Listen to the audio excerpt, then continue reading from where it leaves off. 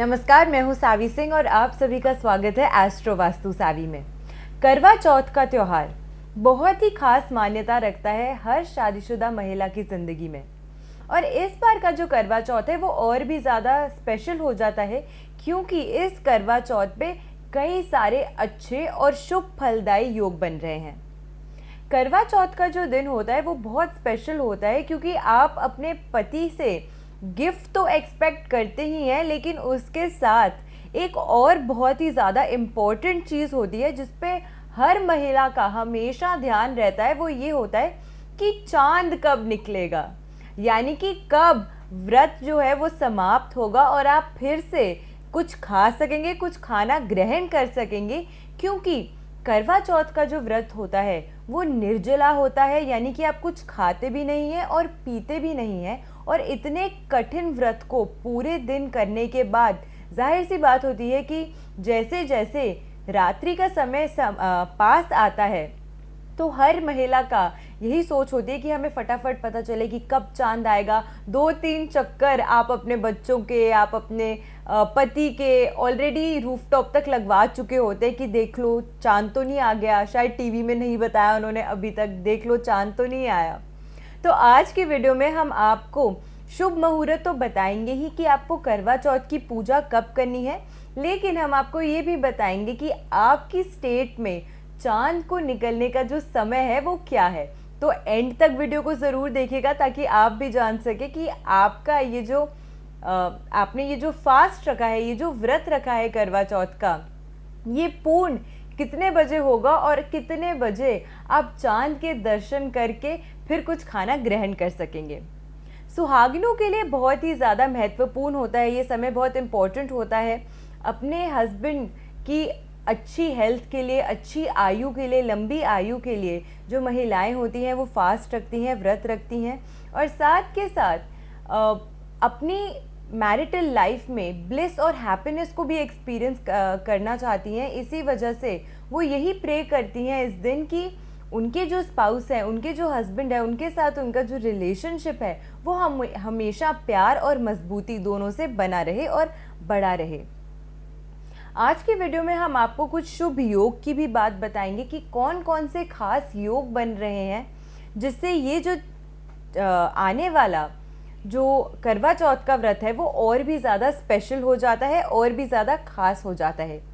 1 नवंबर को, यानी कि 1 नवंबर 2023 को इस बार मनाया जाएगा करवा चौथ का व्रत।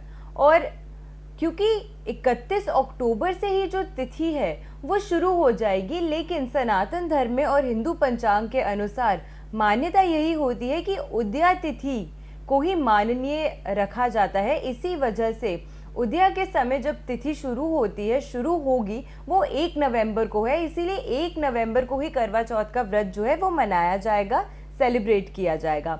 बुधवार का दिन है और इस दिन चंद्रमा रोहिणी नक्षत्र में है।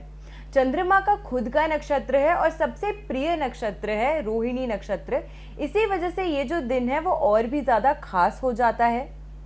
कार्तिक महीने की चतुर्दशी तिथि को ये पड़ता है, तो बुधवार का दिन और चतुर्दशी तिथि दोनों ही जो ये कंजक्शन बन रहा है वो बहुत ही ज़्यादा प्रिय होता है भगवान गणेश को। इसीलिए अगर आप गणेश जी की भी आराधना इस दिन करते हैं तो वो भी बहुत ही ज़्यादा अच्छा माना जाता है। और मान्यता होती है कि इस दिन अगर आप चंद्रमा जब रोहिणी नक्षत्र में हो उस समय आप चंद्रमा के कोई भी उपाय करें या चंद्रमा की अगर पूजा करें तो उससे आपकी कुंडली में अगर कोई भी चंद्रमा से रिलेटेड दोष होता है वो भी खत्म होता है। चंद्रमा से रिलेटेड दोष अक्सर तब देखा जाता है जब व्यक्ति में बहुत ज़्यादा एंग्जाइटी हो, डिप्रेशन हो, मूड स्विंग्स हो, हेल्थ इश्यूज प्रिवेलिंग रहे, क्योंकि चंद्रमा आपके मन और आपके माइंड और आपकी इमोशंस को गवर्न करता है। इसी वजह से जिन व्यक्तियों का चंद्रमा वीक होता है वो अक्सर देखा जाता है कि इमोशनली अनस्टेबल होते हैं, इमोशनली इंस्टेबिलिटी उनको फेस होती है अक्सर। तो इसी वजह से अगर ऐसी कोई भी इशू आप फेस करते हैं तो करवा चौथ के दिन चंद्रमा की रेमेडीज करने से या चंद्रमा की पूजा करने से भी आपको बहुत ही ज़्यादा लाभ होता है।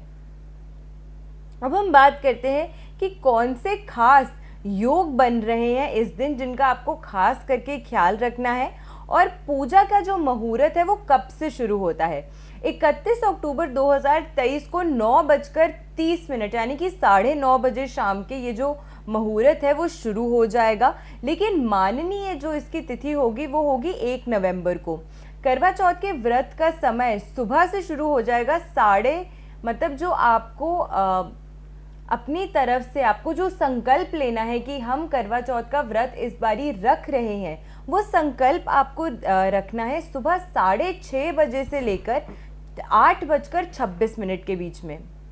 पूजा का जो मुहूर्त है वो शुरू हो जाएगा शाम को 5:44 से 7:02 और इसकी जो स्पैन है, जो अवधि है वो 1 घंटे 17 मिनट की है। चांद निकलने का जो समय है वो लगभग 8:30 बजे के बाद का होने वाला है। लेकिन आपकी स्टेट में पर्टिकुलरली कितने बजे चांद निकल रहा है, ये जो इंफॉर्मेशन है इसको ज़रूर आपको ध्यान से सुनना है, क्योंकि शाम को 6:41 पर चंद्रमा जो है वो रोहिणी नक्षत्र में होगा। और इसी वजह से ये जो पूजा का समय है वो बहुत ज़्यादा इम्पैक्टफुल हो जाता है, बहुत ज़्यादा पावरफुल हो जाता है। अगर आप 6 बजे के बाद चंद्रमा की पूजा करें या 6 बजे के बाद आप कोई भी रेमेडीज़ करते हैं मून की इस दिन, तो आपका जो मून है वो बहुत ही ज़्यादा इन्हांस होता है, वेल प्लेस्ड होता है। अब हम अगली बात करते हैं कि क्या इम्पोर्टेंट होता है करवा चौथ के व्रत में। करवा चौथ 2 शब्दों से बनता है, करवा चौथ। करवा का मतलब होता है मिट्टी का बर्तन, और चौथ चतुर्थी तिथि को कहते हैं, जो कि भगवान गणेश के भी प्रिय है। अगर आप करवा चौथ का व्रत रख रहे हैं तो आपका व्रत तभी फलित माना जाता है अगर आप व्रत खोलने के समय में सबसे पहला घूंट जल का करवा से लें, यानी कि मिट्टी के बर्तन से।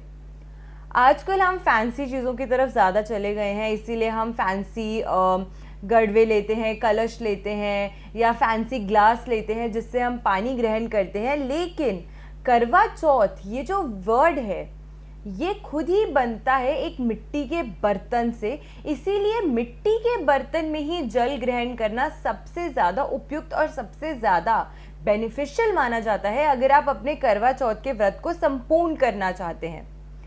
तो चंद्रमा की पूजा के बाद, चंद्रमा को अर्घ देने के बाद जो भी आप चीज़ सबसे पहली, जब आप पहला घूंट पानी का लेते हैं तो वो आपको हमेशा मिट्टी के बने हुए बर्तन से ही लेना चाहिए, यानी कि इसी करवा से लेना चाहिए।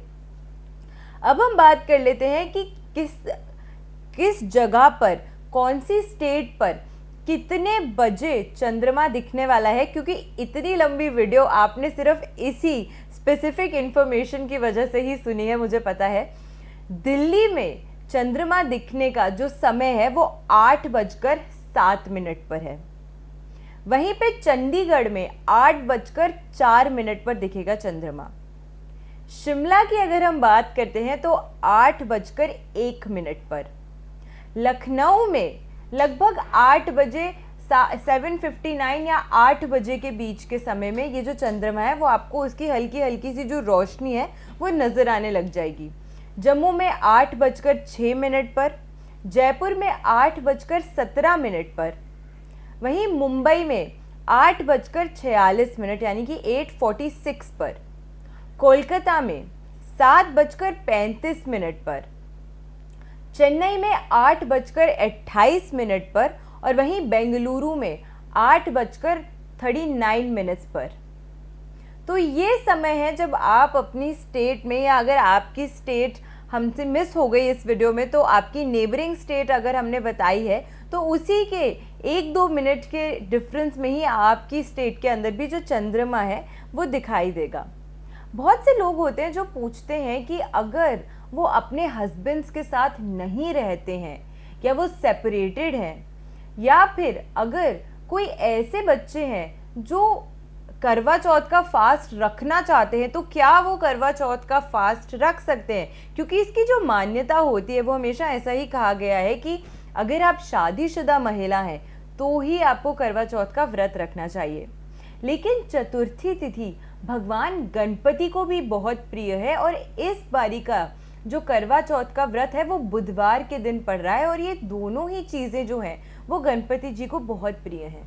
इसीलिए अगर आप अपने स्पाउस से सेपरेटेड हैं लेकिन फिर भी आप करवा चौथ का व्रत रखना चाहते हैं, तो फिर आप ये जो व्रत है वो गणपति जी को डेडिकेट करते हुए रख सकते हैं। गणपति प्रथम पूजनीय देवता हैं, बुद्धि के कारक हैं। वैसे तो हमेशा यही कहा जाता है कि बच्चों को इस फास्ट को नहीं रखना चाहिए, लेकिन अगर कोई भी ऐसी लड़कियां हैं जो कि शादी के योग्य हैं तो अच्छे वर की प्राप्ति के लिए वो इस फास्ट को कर सकती हैं, रख सकती हैं।